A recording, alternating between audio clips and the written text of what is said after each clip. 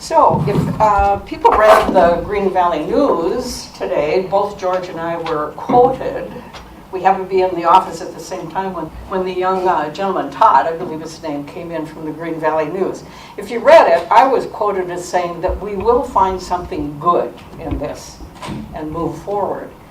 Well, I blame my grandmother for my saying that. When things didn't go our way, Grandma always said, things aren't so bad, but there's some good in it. Well, I did have to scratch my head over this one for quite a while, but I came up with 3 of them. The election is over, and we can turn on our TV once again without being badgered and fear of vengeful, hateful, untruthful political campaign messages from Donald Trump and his group. In fact, I made a copy of an opinion article. Did anybody read this today in the Daily Star? Eugene Robinson wrote a wonderful article on how I'm coping with Trump's return to the White House. His last statement, Trump is getting back into the White House. Don't let him back in your head. So that's one good thing. We don't have to listen to that anymore. The second thing that came to mind was we will have a peaceful transfer of power. I hate to think what could have happened had we won. So again, I think that's a good one. The third one that came to mind is that Trump can no longer run for president. This is it, folks. So we will survive, and there is good yet to come. There are a lot of issues that we need to champion. Education in Arizona, education throughout the United States, voter rights, immigration issues, transgender rights, gay rights, abortion rights. The list is very, very long. So I ask each of you to pick one or pick 2 and let them become your passion, and we'll work on it. Mine is the environment. The other issues are very, very urgent, but if we don't survive, they're rather moot. So environment is mine, and our speaker today will talk about some of those issues as well. Okay, with that, I will turn it over to our guest speaker this afternoon, Rob Peters, with PhD. He's been very involved in the Save the Scenic Santa Ritas, and he's going to bring us up to date, and hopefully we're going to keep the Santa Ritas scenic. Mr. Peters. Thank you.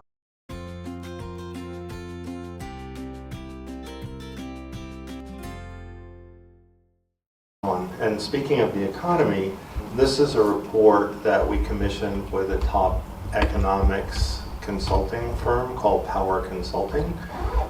And it was our effort to push back on some of the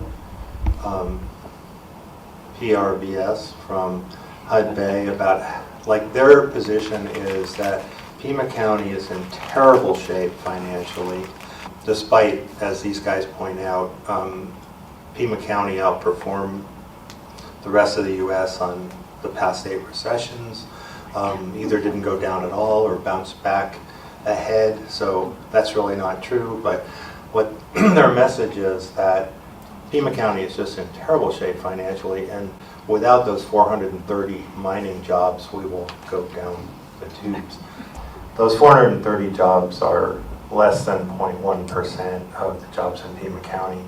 So at any rate, this report refutes the Hudbay position, and it says really clearly that this mine would be extremely harmful to Pima County economy. If you just think of a single thing, and we'll look at some maps that will bring this home, but a single thing is, imagine that you were living not in Green Valley, but in Corona de Tucson. They're going to be piling, just like what this, the Asarco mine, they're going to do the same thing, but it's going to be 600 feet from the closest houses, and 1.5 miles from an elementary school, and 2.5 from a junior high school. And it's at certain times of the year it's going to be downwind, and those piles of tailing dust are going to have lead, arsenic, cadmium, etc. And you all know lead is extreme toxic for neurological development in children. You know, so you just sort of, like, one of the things that this study projects is a big decrease in home values. And you guys, I'm sure no one here is aware of this, but there was a study done back in the 1990s on what the mines you have, the tailing piles you guys have sitting here, and the effect of that on housing prices here, and corrected for $22, because that's when they had the economic data to correct those values. But the house prices in Green Valley are about $30,000 per house below where they would be if the mines weren't there. So we can expect that sort of downward pressure on home prices. And then if you think about what it means for the tourism industry, which in Pima County is a $2.4 billion a year industry. So imagine you don't have those mountains, no outdoor recreation there. Instead of the vistas, you've got tailings piles. And then you guys are probably aware that the Patagonias are facing exactly the same fate.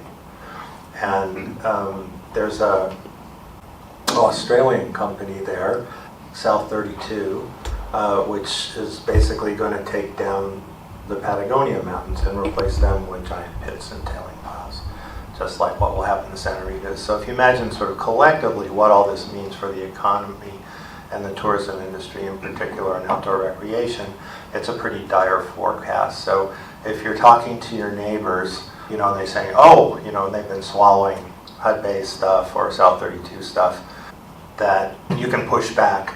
I've got a limited number of the printed executive summaries. If you think this would be useful to you, feel free to take one. In particular, whether you're going to share with your neighbors and you're the sort of person who like really wants to bone up on what the facts are, and you'll be able to push back. But you can also get the report online, this single sheet. Well, there's a QR code that'll take you to the website we put up that has this economic report on it. And I was really delighted to find that I was able to get for this report copperworldeconomics.com. So if you go to Copperworld, I was imagining the smoke coming out of the ears of the Hudbay guys when they found this out, but I was going, oh, it's there, copperworldeconomics.com. So if you go to copperworldeconomics.com, you can see the whole report as well as the executive summary. This is just the executive summary. The whole report is 80 pages. Hudbay got a couple of other consultants to do what they bogusly called a peer review of our report to try to invalidate it. I don't know if you guys saw, there was an editorial by Hudbay's vice president for, I forget exactly what he's called, but it's basically the PR, named Jerry Bustamante, and he said that our report was extremely suspect from a methodological point of view, and he had these two other consulting companies that refuted our report and said that basically our economists should be ashamed of themselves, despite that one of the two that did this has a PhD in economics from Princeton, but nonetheless, that was Hudbay's position. And so I looked into those two consulting companies that they had hired, and not surprisingly, they are basically, their job is to make a rosy financial projection for mining companies. That's really all they do. And they look at, like I looked at some of their past studies, all they looked at was the number of jobs that would be created and the amount of sales tax that they would pay. And then, you know, looked at those benefits. Our guys did that also. There's a section in here on the benefits of what would be the benefits of those jobs and what would be the benefits of the sales tax. But then our guys went beyond that, which these other, you know, mining economics firms, consulting firms, haven't done, at least in the studies that I found by them. And they looked at the other things. They looked at housing prices. They looked at effects on outdoor recreation and tourism and so on. So, you know, you guys will probably find that report interesting. The whole report is up there at copperworldeconomics.com. It's 80 pages long, so you don't necessarily need to read all that, but the executive summary might be helpful to you. So I have now run so far off my prepared talk, but So, and I'm going to run off my prepared talk some more because Sandy, thank you for the, getting our spirits up as best as is possible. One of the things I've only been wrestling with is trying to look ahead what might be in store with the new administration in Congress, and looking at it through the lens of just our fight to preserve the Santa Ritas. And of course we don't really know yet, but there could be some bad things that are going to happen that'll have repercussions for us here locally, and I'll touch on those later on. Can I see hands? How many saw my presentation? I guess it was about a year ago. I want to know how much is. So I do see some new folks. So normally I spend some time going over sort of, the general aspects of the mine, the size, where it's going to be. So, it sounds like I should spend a little bit of time that, but so I don't bore the folks that saw me go over this before, I'll try to do it pretty fast. I'm the executive director of Save the Scenic Santa Ritas. I left a much cushier job that paid more and had excellent health insurance at age 72 for some quixotic, foolish reason. I left that and took this job as executive director of Save the Scenic Santa Ritas because it seemed like something really worth doing. And the people that are on the board, the volunteers that have been involved, they've been fighting this mine in one form or another back when it was the Rosemont mine, etc., since 1996. And they're just wonderful, dedicated people like you all are to the democratic cause. And so I wanted to help out. They desperately needed an ED. And in the last, it's a little over, maybe it's getting on to a year and a half now since I've been there, we've made our organization really robust. We now have an up-to-date website. If you go to our website, you can, the old one was 15 years old. It was a little feeble. So we have a new website. We've got donor management software. We are getting, if you're not on our newsletter list, go to our website, scenicsanaritas.org, and you can sign up for our newsletters. We will get you one at least once a week because there's a lot been going on. And we have a robust volunteer cadre just like you guys do. So we're really poised to be effective, and I'll talk about some of the things that we've been doing that look like they have been or could be going forward effective, and then I'll try to put that in the context of what's going on likely with the federal government in the next few years. So, and there are 3,000 members to our organization. Hudbay, of course, boo. Hudbay is a Canadian company. The one that's going to destroy, if they can get their way, the Patagonias is an Australian company. Resolution Copper Mine, which I'm sure you've all read about. We're talking about predominantly Australian companies. So the unfortunate fact is that, I believe it was under Ulysses S. Grant, now that I think about it, the 1872 mining law, which was designed basically to open up the West as quickly as possible and displace the Native Americans, is the law that is still the law of the land. And among other things, it says that any U.S. citizen can stake claims on any federal land, and it makes mining the dominant, preferred, sort of favorite son use of that land. So if the land's being used like the Santa Ritas, the Arizona Trail goes right through the Santa Ritas, so it's prime recreation. It's the home range of El Jefe, the world famous jaguar was photographed in video going down a water course in the Santa Ritas. He then disappeared once Hudbay got there and started messing everything up, and everybody thought he died, but no, he moved back to Mexico. So he was, displaced by all this activity. But the mining law gives them any mining company, incredible access and indeed ownership of our federal lands. And agencies like the Forest Service has interpreted the language in that law to mean that they have to allow the mine, to build their mine, to put in their transmission lines, to pump. Unfortunately, under Arizona state law, they can pump as much water effectively as they want to. This mine is going to use 4 billion gallons a year, enough for some 200,000 households. I mean, it's pretty crazy. And a mining company, right?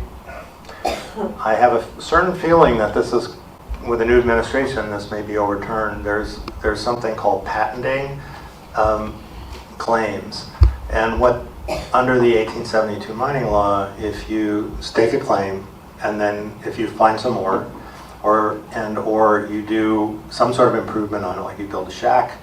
I remember when I was a boy and I learned this. You mean I can just build a shack and get this land? And then you can patent the land, which means it becomes your private land. And this has been abused a lot by like companies that want to build ski resorts. You know, you do the mining claims, you patent the land, and does anyone? Oh, I wish I had a T-shirt to give away. I didn't bring any T-shirts. Who knows how much you pay to patent an acre of land under the 1872 mining law? I'll give you a hint. It's the same amount that was set in 1872. $5. Yes, $5. T-shirts. It's $5, and then they own the land. And the really unfortunate thing is that the law says citizen of the U.S., but these foreign mining companies can come in and they just set up a U.S. subsidiary. In the case of Hudbay, the Canadian company, the subsidiary is Rosemont Copper, and then Rosemont Copper becomes sort of the front that gets to do all of this activity. And I'll just throw in on the side that a normal, unfortunate aspect of this that's more or less standard practice in the hard rock mining industry is that once they may make all these promises about mitigation, but once the mining is finished, copper will probably be done in somewhere between 20 to 40 years, depending on, doesn't really matter, depending, 20 to 40 years. Then what typically happens is the shell company, the subsidiary declares bankruptcy, which doesn't affect Hudbay, of course, and then they walk away without doing any mitigation. That's standard. So that's what we're trying to fight. I think this is actually a Hudbay document, and it's a preliminary economic assessment. This one came out in 2022, and it's basically sort of a general mining plan, and it's sort of what they release for potential stockholders and potential investors to say, we're in a robust position to develop this mine and make a lot of money. And I just have this here to show you that the cover of their preliminary economic assessment, the cover of the preliminary economic assessment is a beautiful view of the Santa Rita Mountains that they're going to turn into giant pits and tailings piles. So you gotta love it. So let's see, where is it? The violet squiggle is their private land. So this over here is all patented land under that $5 an acre deal. This over here on the west side is private lands, ranches that they bought in the last several years. And this is, well, I am just going to jump all over the place and just tell you these stories instead of going through my slides slide by slide, because we're just talking. Okay. So here's the deal. The ridge of the Santa Ritas runs kind of like that. The rich copper is over here. There's a lode about half a mile deep and at least a mile and a half around. And so that is really what they want. They're going to dig pits in the current plan, 2023 plan, they're going to dig pits here, here, and those pits are only about 600 feet deep. So there's relatively little copper. And in fact, it wasn't originally even worth their while in the 2020, in their original plans, all they were going to do was dig here. However, we pesky little group that we sued them. We actually sued the Forest Service because the Forest Service was interpreting that 1872 law that they had to let the mine do anything the mine wanted to. And the mine's plan was to dig out that giant half-mile deep reservoir of copper on the east side and then process it and dump the tailings all over the Forest Service lands on the east side.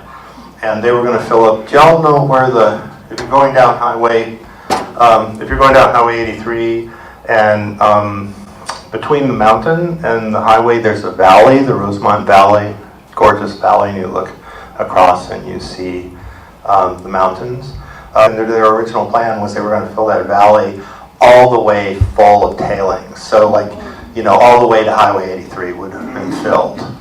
And so our lawsuit, though, against the Forest Service, we got a judge, and it was upheld on appeal in federal court to say that the law actually doesn't allow you to dump your shit all over the Forest Service lands. So then what are they going to do? Well, their plan then was to buy this property over on the west side, and they're going to first, it's sort of like this crazy, I don't know whether to call it a shell game or Chinese puzzle, you know, where you push all those pieces around tracks. So what they're going to do in the current plan, they still want to dig this, the big pit of copper, but they've got to have some place to put the tailings, and they can't put it on the Forest Service land now. And so what they're going to do is dig these pits out, one on the ridge line and several on the west side. They're going to dig those out, and then they're going to dump the tailings up here on this ranch land that they bought. And then they're going to take the east side Rosemont pit, now they're calling it the east pit, and dump that copper into the holes that they dug on the west side. So, and as you'll see in a moment, that gives us an opportunity to kind of strangulate them, because in order to have all this work for them, so they dig the copper on the east side, transport it over the ridge line, put it into the holes that they've already dug on the west side, and they've got to have some place to put the tailings that they dug out of the pits on the west side. So they want to put that on these ranch lands. So if we can keep them from being able to put it on the ranch lands, then the whole thing kind of backs up, sort of like constipates them. So this is a zoom in. The private lands that they have, so here's this really valuable copper down here on the east side in the Rosemont pit. They don't like to use the word Rosemont anymore. They call this now the East Pit, just because we beat them up so bad so many times when they were Rosemont Copper that they kind of rebranded themselves, and now they're trying to make themselves sound like they're an international amusement park like Disney World, except it's Copper World. And so, you know, here's a pit. And so the plan is dig these pits out, put the tailings here, here, and here, and then take the copper from here and dump it into these pits. Some of this copper would probably end up over here. So the thing to note here is that there's not a connection between this, we call this the F parcel, there's no connection between the F parcel and this north tailings pile, and there's no connection between this and this. And now the way that they move these tailings is they make them, it's a very fine dust, which is why it's a threat to, you know, asthma, people with asthma and children and so on, because it blows. But the way they transport it is they mix it with water into this sludge, and then they send it through 24-inch pipes. And then it gets dumped out into what's called a tailings dam. They actually build a big dam and they dump all this stuff in.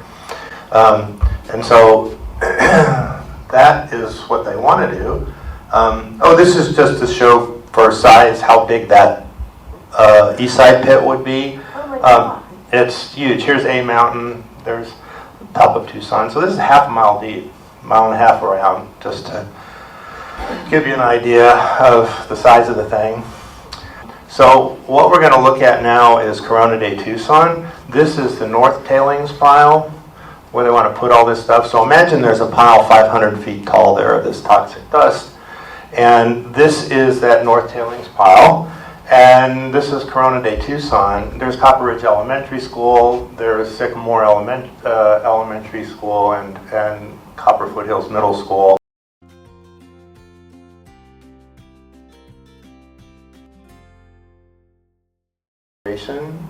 Lands right here. This is part of Corona de Tucson. Dang it. That is the elementary school. This is the north tailing pile. That's the top bit of the top branch of that F parcel. So it gives you an idea visually how close it is. Yeah. Backtracking a moment, I just double checked. If you can imagine the Space Needle, the observation deck is 508 feet off the ground. The top is 600 some. But that big white spot of the Space Needle, if you can see that in red, that's 508 feet. Oh, thank you. Yes, that's a good comparison. For people, this is coming a little closer to Green Valley. That's Quail Creek over here.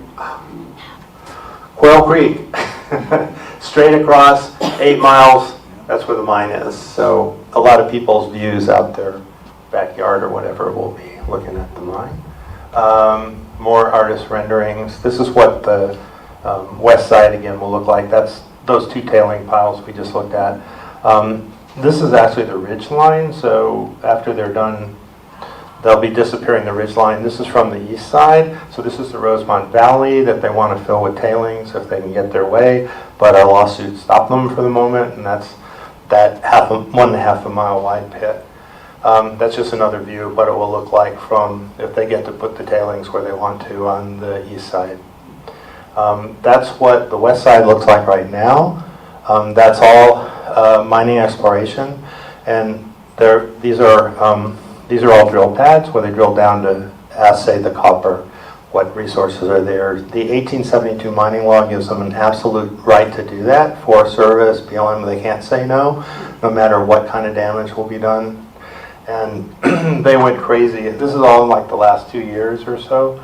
And we suspect that they partly messed it up so bad just to discourage the citizens and get people thinking, oh, well, it's a done deal and it's already wrecked. So, of course, this is all just sort of surface damage that could be restored. I saw a question over here. Yeah. What's the time frame on this? There's talking about actually starting mining in around 3 years. There's some steps they have to take. One of them, they have to do a final economic analysis for the Canadian government requires it, and that's going to cost many millions of dollars, like $90 million, something like that. And they don't, we believe that at the moment they don't have the money to develop the mine. So they're looking feverishly for partners. So every little bit they get ahead, like they did just get their water permit, it's called an aquifer protection permit, and so they're trumpeting that, like, oh, it's all happening, so that then they can get, they're looking for a big deep pocket investor partner or possibly to sell out. They've even said that they're available for sale. So so part of an anti-mine strategy is just to kind of slow things down and put enough obstacles in the way that those big investors, because they're looking around at, like, where are all the places I could put my money, in the world, which mining possibilities, and if there are other ones that seem easier, there's less opposition, there's a clearer path to development, then they'll probably put the money there. So that's partly our strategy, is to just make this as costly, difficult, and slow as possible. And so far, we've held the mine off since 1996. So, someone here, and then I'll come back to you there. Have you looked at all with the coalition in Santa Rita that got together and pretty much ran the proposed asphalt plant out of town? We have some of those same people sort of there are a number of neighborhood groups, and informal ones, and we interact with them and support them, but they're not like subsidiaries of us or something like that. But yeah, I was part of that group, and they were packed city council meetings, and at the time everybody in city council was all in favor of this. Oh, the jobs, and they turned it around. They turned it around, and it was really impressive. And there were editorials in the paper and huge community involvement. Well, we need more of that. That's probably why I'm here. I've been doing a lot of. We got a pretty big grant from a private individual that allowed us to hire 1st of September an outreach coordinator. So she's been talking to elected officials. She's been setting up meetings with groups. So we're much more active. Before, going back March a year ago, there was no staff at all. There wasn't me, there wasn't her. There were just a handful of volunteers doing an amazing job, but really without the capacity that we needed to get that kind of upset. And I don't know really why people are more upset about, or were more upset about the potential asphalt plant than what's threatening them here, which is obviously way worse. Speaking of Sahuarita, I mentioned before they're going to be drawing down 4 billion gallons of water a year. That's from the same aquifer that supplies well-water to ranches around there, supplies water to Sahuarita. The community water from wells there. There's issues with possible contamination because rainwater goes through these tailings piles and comes out the bottom. They do have a drainage system that's supposed to collect that.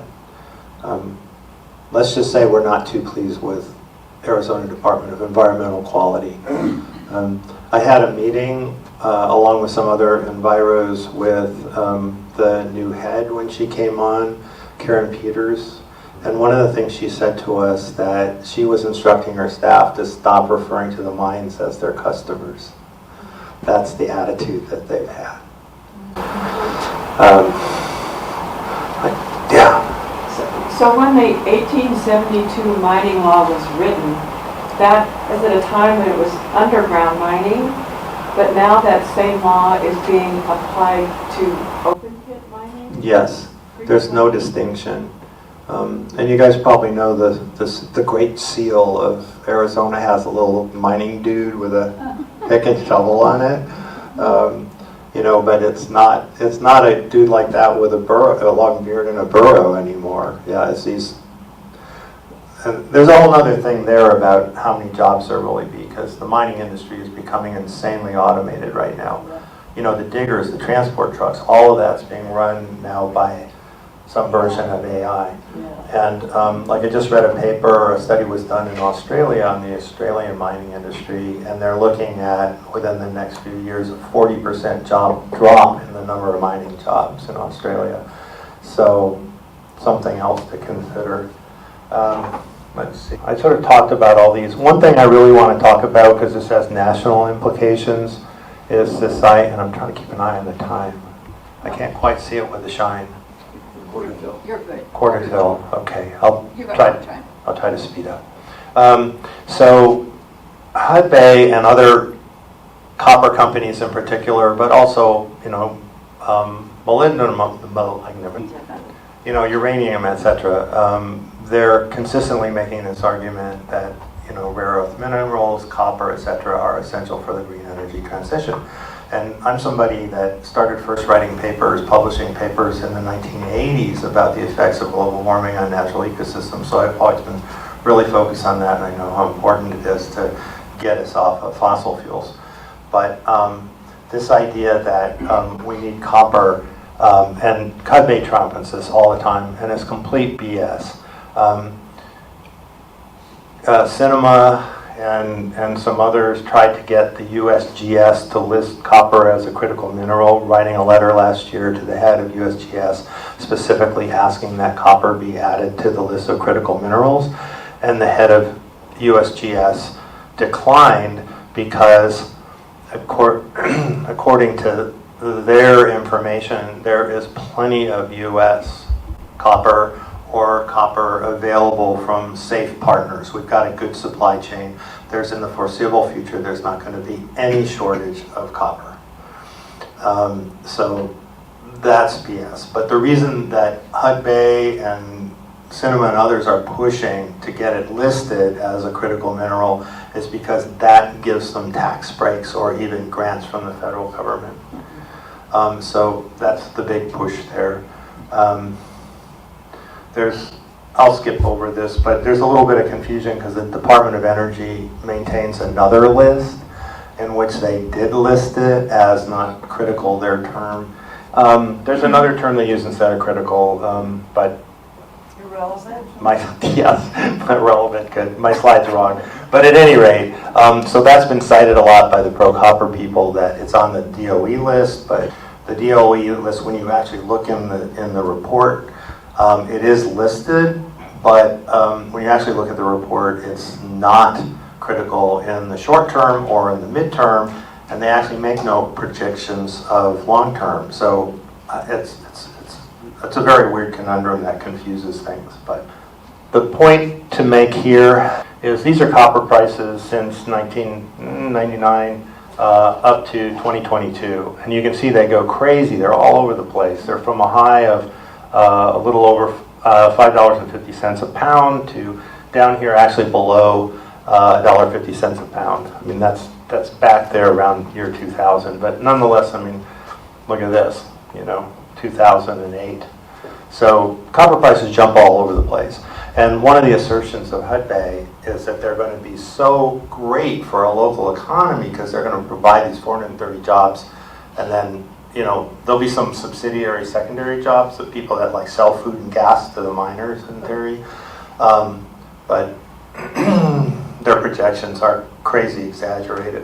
But anyway, our point here is that there's nothing about the history of the volatility of copper prices that would suggest that there's going to be steadiness in the production that will keep those jobs in place. Of course, if you add in the automation factor, but anyway, there's nothing that would project. And this red line is taken from Hudbay's own 2022 report, and it suggests that Hudbay needs roughly $3.75 in pound to break even. So now Hudbay, when we came out with this, and this is in our report, when we came out with this, they say, you guys know what you're talking about, your economists are all wrong, and besides, and what their VP says, Jerry Bustamante says, is that we're all wrong, copper mines don't cut back when the price drops below where they can make some money, because it costs them too much to shut down, so they keep going. But we all can point to mines here in southern Arizona where the mines totally shut down during past periods, permanently in some cases, when copper prices dropped.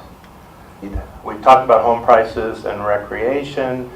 One thing that's really important to think about that's brought out in our report, which is more than 5,000 people, it's actually more than 6,000 people move to Pima County every single year, and many of them are retirees and they're bringing money with them, right? Investment income, savings income, retirement funds, pensions, etc. So these are people that have substantial money that they're pouring into the economy of Pima County that they're not earning here in Pima County. And it's nearly 50% of all the income in Pima County is this kind of money, unearned, non-labor income. That's obviously a massive driver for the Pima County economy. So what happens if you turn that spigot down for what happens if the outdoor recreation, the beautiful views are gone and housing prices are depressed, etc.? What happens to that spigot?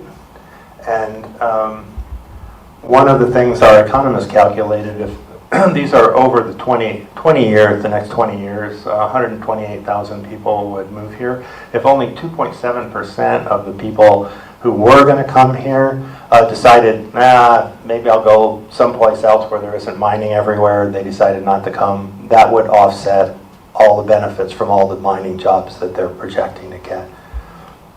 We talked over most of this. Groundwater pumping, we talked about 4 billion gallons a year. Not for 40,000 households. I think I misspoke before, but okay. Now we get back to your question about truck traffic. So there's nothing in their current plans that we can point to as to exactly how many trucks will be pounding along the road. Let me show you where they're going to be pounding along. So the mine's down here, and this is Santa Rita Road going through the experimental range, which is dedicated to grazing and ecological research. And so these semis full of, semis will be pounding along there. There's Santa Rita Highlands, right there.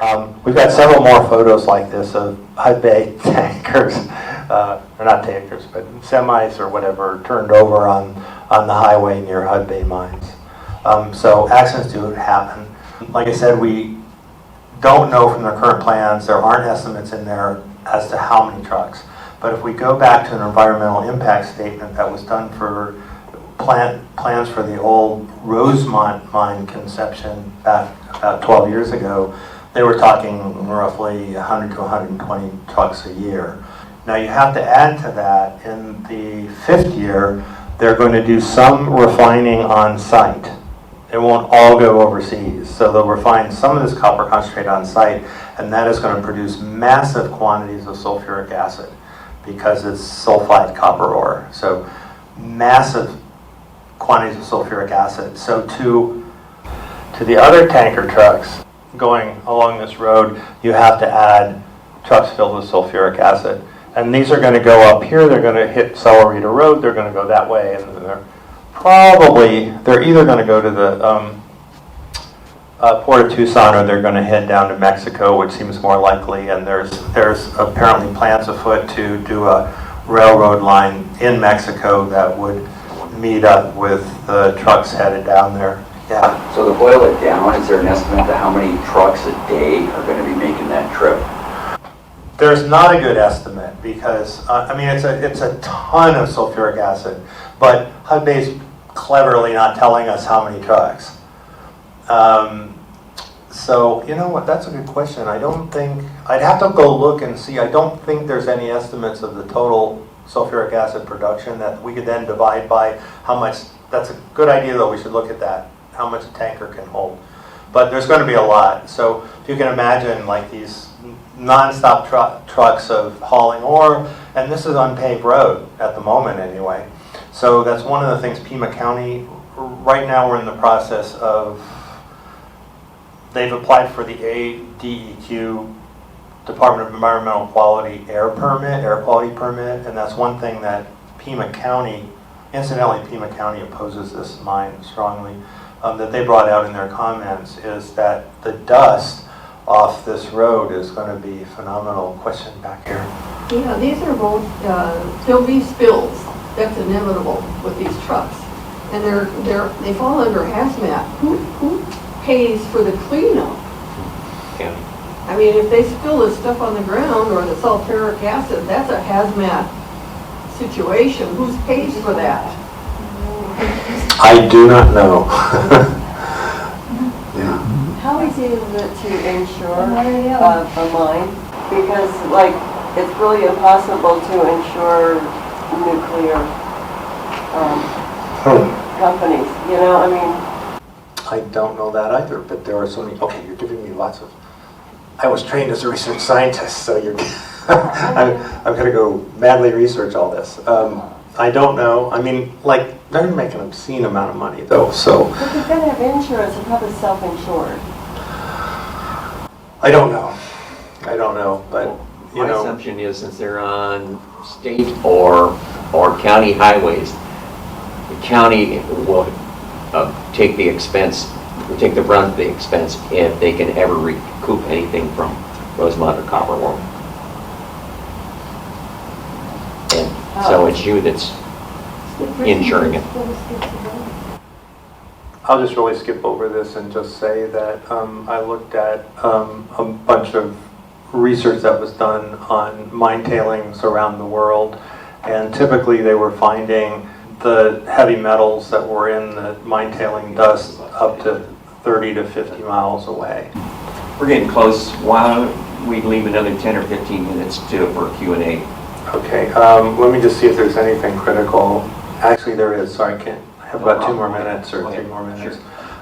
So our strategy has been, as I was talking about, trying to strangle them. So so one of the things they want is to get, so F parcel, they're going to put tailings here. And then they want to put the tailings here. Corona de Tucson's up here, but how do they get it from here to here? This is a block of state land. They've been trying to get the state to sell that to them, put it up to auction. And it looked like it was going to come up for auction about a year ago. We had maybe some of you guys joined us, but we generated a ton of letters to the governor and the head of the land department, and that got pulled off the auction block, at least for the moment. So that's really good. What do they want for it? Oh, so trivial. They just value it as like rangeland. So why don't we just buy it? Well, because it goes up for auction. So Hudbay, yeah, I know. That's immediately where my mind went at first too, but no way we can't do it. So right now, you may have seen in the news that we just won a lawsuit, and we're trying to figure out next steps. So here is the bottom of the F parcel, and here is another block of private land where they're going to put tailings. So they want to get their tailings from, they'll fill up this, they want to get to the F parcel. You know, the northern parcel is up there where I just showed you that square of state land they need. Well, how did they get from here to here? What they did was sort of hobnob behind closed doors with functionaries at the state land department, and they got them to illegally give them a right-of-way right here on the state land. This is BLM, God dang it. This is BLM land in yellow. So they want to avoid any federal land, because if they go on federal land, it triggers the National Environmental Policy Act, which means an environmental impact statement, which means time, money, and a chance for citizens to weigh in. And what happened was the state gave them this right-of-way for them to put their tailing pipelines to get the tailings from here to here. Initially, they were going to go the screen line was the prior route that they were planning to take across federal land, but avoid that now. So they got this right of way. So it was granted to them without an open public meeting. So we sued them under the public meetings law, the open meetings law, and we won in court. Unfortunately, the state land department, we were hoping that they would say, okay, this was all a bad idea, because the judge only gave them 30 days to fix the problem. And so we were hoping that they would just let the 30 days expire and kill the ROW, the right-of-way. And instead what they did, they convened the committee and they reapproved retroactively what they had done way back when. But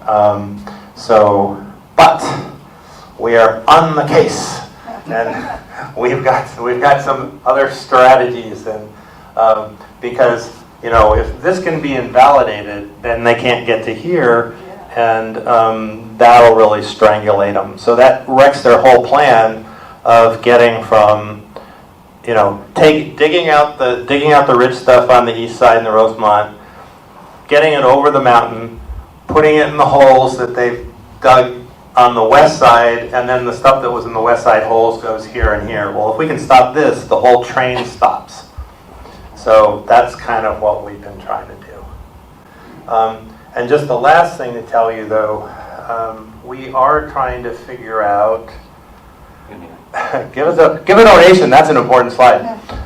These are some of the other folks we deal that are on our side helping out: Pima County, City of Tucson, Tohono O'odham Nation, other tribes, Hopi, Pascua, Yaqui. We're all fighting against it, and a bunch of nonprofits like Save the Scenic Santa Ritas. What I was going to show you, I guess I skipped over it, and I don't want to find it again, but I'll just say what is really scary right now is already legislation has been introduced into Congress on both the House and Senate side, and there's a fair bit of bipartisan sponsorship by Democrats who have swallowed all this greenwashing, gotta have copper for Pennies. yeah, and for pennies. I love it. Yeah, maybe we took all the pennies, that would solve our problems. So their solution is, there's a couple of different versions of this law, but it's truly horrendous. And it's colloquially called the Rosemont fix, to get rid of our pesky win in 2022. And what it will say is, let me say this and then I'll come to you. What it will do, not just for the Rosemont, but for all mining in the entire country, it says that if a mining company believes that public land is essential for their operations, they get it. That's it, they get it. So for tailings piles, for power lines, for anything they want, they get it. And this is from the 1800s? No, this is a brand new law. Oh. It would modify that law, the 1872 law, but this is a brand new law that would throw, like nonprofit environmental groups have called it the biggest land giveaway of public land since 1872. It would let them do anything. So if that law passes, which now looks scarily possible given the new administration, it means that our blocking them on the west side probably isn't, because they can just go back to where they were before our 2022 win and develop the east side and dump all their tailings on the national forest. So it's really important that we all pull together and do whatever we can to try to block any of that kind of legislation, or gets through, minimize the breadth of it, because right now it's incredibly broad. The only lands that are really exempted are things like national parks, but forest land, BLM land, it would all be available to any mine that wants it. So that's pretty scary. Sorry. So I'm kind of leaving you on a bummer thing, but we've been fighting and scrapping. You can see we've been fighting really smart, looking at their weak points, their Achilles heel, and attacking there, and we're going to continue to do that. As I said, more information here, and this is actually a little part of last year's annual appeal. If you're so moved to give us some donations, we live exclusively on donations, so thank you. Couple more questions. I have a question right here. Yeah. Yeah, but once the mine starts having its own smelting process, will they be building the towers, the smoke chimneys? Because I grew up in Ajo in the 1950s, and when those smokestacks were belching out, that's all we breathed for days. And if you're downwind, like some of these communities, Corona to Tucson and even Tucson, I don't know if they're going to build these smelters, these towers, these smoke towers. I don't know really the answer to your question. I know that they are going to be using a brand new technology, which is sort of a leaching technology. My guess is that there are not going to be those big towers, and the main emissions issue is going to be tailings, truck, machine exhaust, dust off the roads. But we're in the process right now of trying to figure out our we did do comments. We had technical experts, air experts, to write our comments on the draft permit. When the final comes out, then we'll figure out, very possibly, probably it needs to be appealed and possibly litigated, but we don't really know what action we'll take until it comes out. George? I want to ask, Senator Grijalva was trying to get the law changed in 1872. Should we be in touch with him and to find out what his plans are going forward, and should we be letter writing to him to try and make some type of a positive change in this tough situation? Well, reaching out to his office and finding out what his ideas are always good. His law is a law to rewrite parts of the 1872 Act to make it more sensible. You would think that some of those might be attractive also to Republicans, because one of the big things is that under the 1872 law, hard rock mining companies pay zero in royalty. So they get to buy our land for $5 an acre, they pay nothing in royalty, unlike coal, unlike natural gas, where money flows to the country, but nothing. So these foreign companies, another little discouraging tidbit is that the mining industry, the hard rock mining industry, rates jurisdictions for their friendliness to mining. And out of the whole world, number 1 is Nevada and number 2 is Arizona, which is what we're fighting and are constantly discovering in the Arizona Department of Environmental Quality. And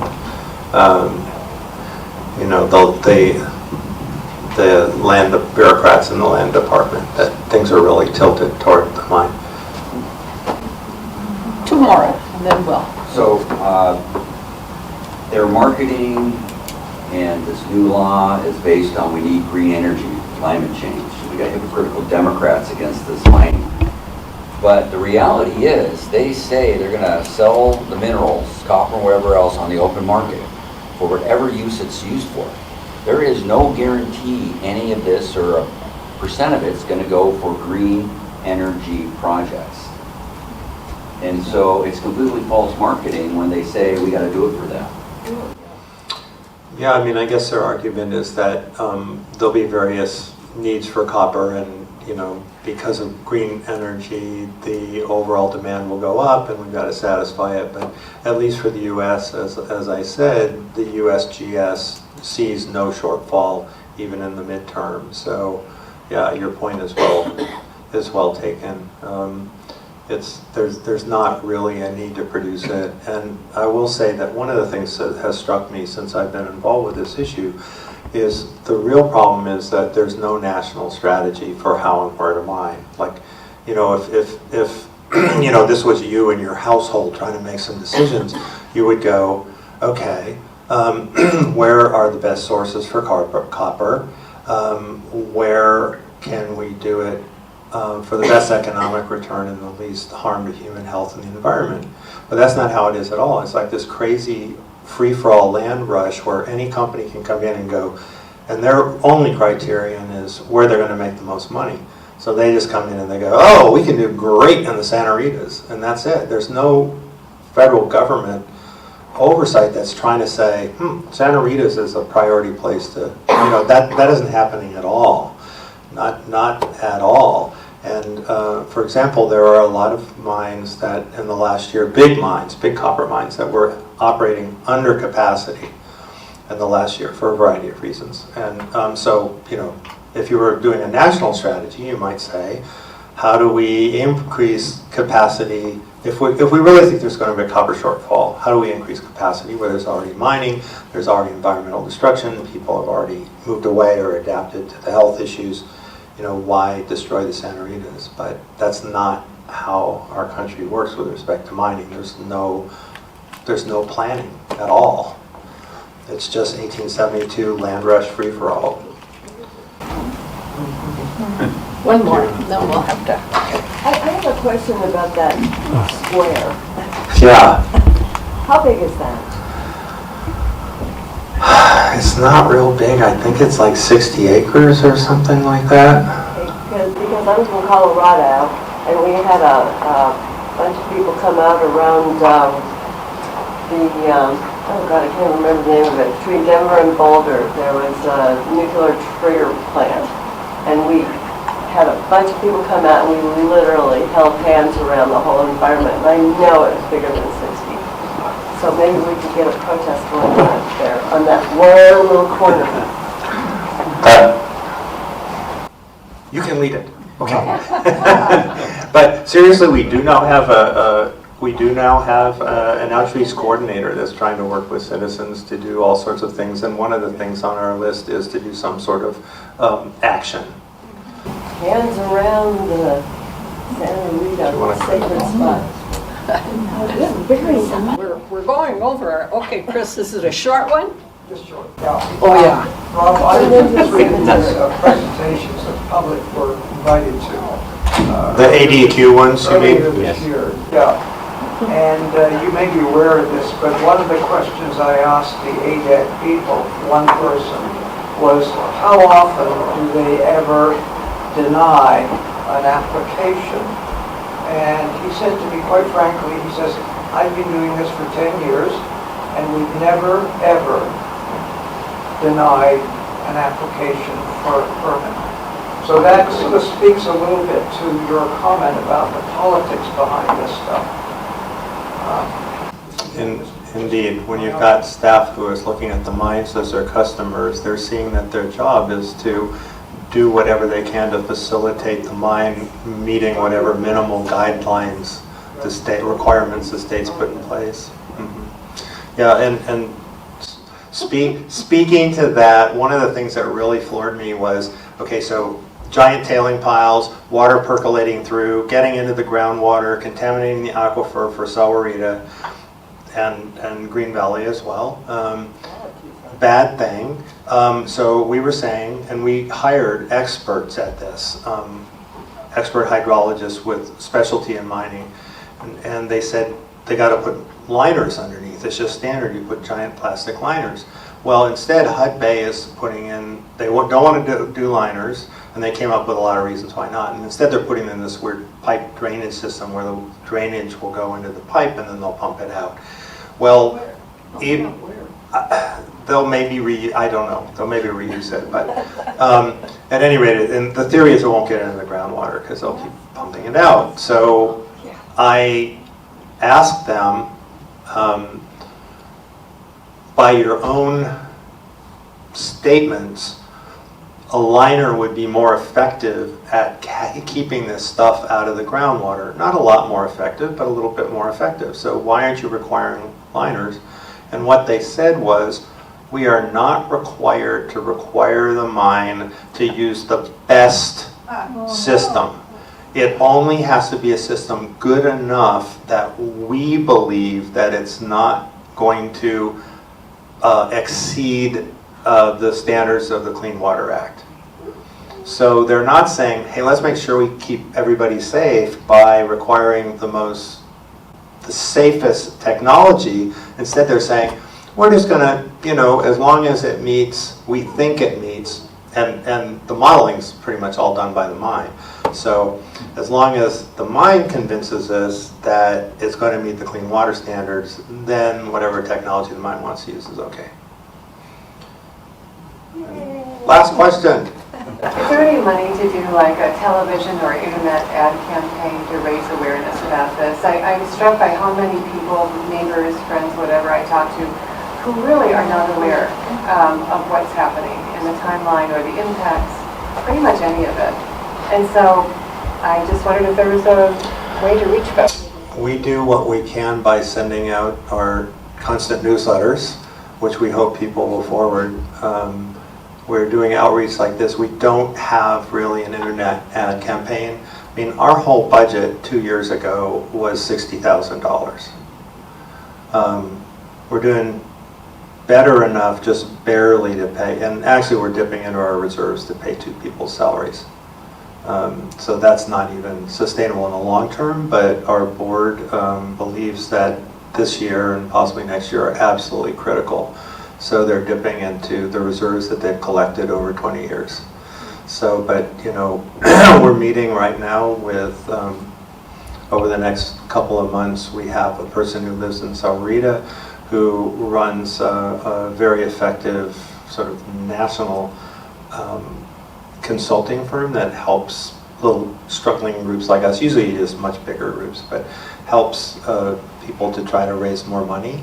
So we're trying to figure out how to more effectively ask the community for more money, and that is one of the things that we've talked about. Is that it's staggering how many people, despite everything we've done, don't have any idea that there's a mine going in. And these are people living in Corona de Tucson. Why don't the realtors? Should be obligated to say something. They should. I know, but they should be obligated somehow. They're not obligated unless the owner says something. They kind of sell what the owner says is per se. We're constantly being contacted by people who just bought a house and just found out about the mine. Class action suit. Yeah. Anyway, okay. Rob, thank you very much. Yeah, wonderful. I'll give you the mic.